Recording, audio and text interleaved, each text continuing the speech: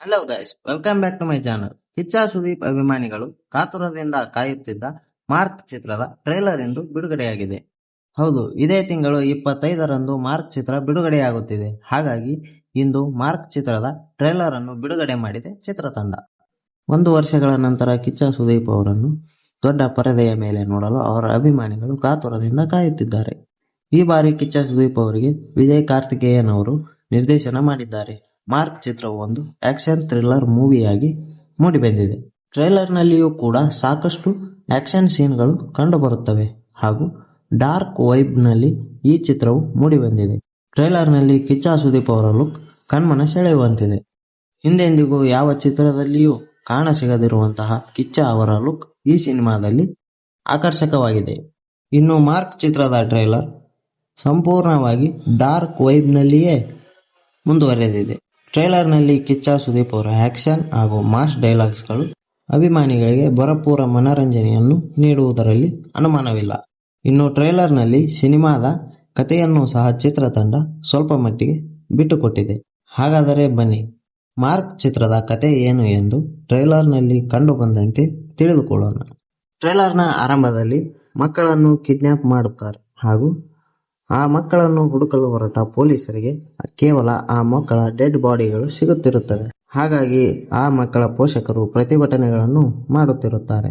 ಆ ಮಕ್ಕಳ ಕಿಡ್ನ್ಯಾಪರ್ ಯಾರು ಹಾಗೂ ಆ ಮಕ್ಕಳನ್ನು ಮರ್ಡರ್ ಮಾಡುತ್ತಿರುವ ಕಾರಣಗಳು ಏನು ಎಂಬುದು ಯಾರಿಗೂ ತಿಳಿದಿರುವುದಿಲ್ಲ.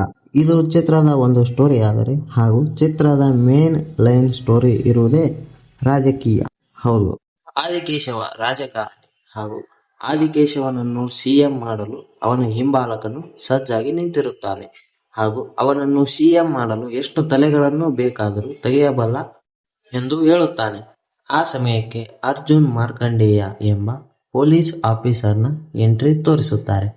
ಹೌದು, ಇಲ್ಲಿ ಅರ್ಜುನ್ ಮಾರ್ಕಂಡೇಯ ಎಂದರೆ ಬೇರ್ಯಾರೂ ಅಲ್ಲ, ಅವರೇ ಮಾರ್ಕ್ ಅಂದರೆ ಈ ಚಿತ್ರದ ನಾಯಕ ಕಿಚ್ಚ ಸುದೀಪ್.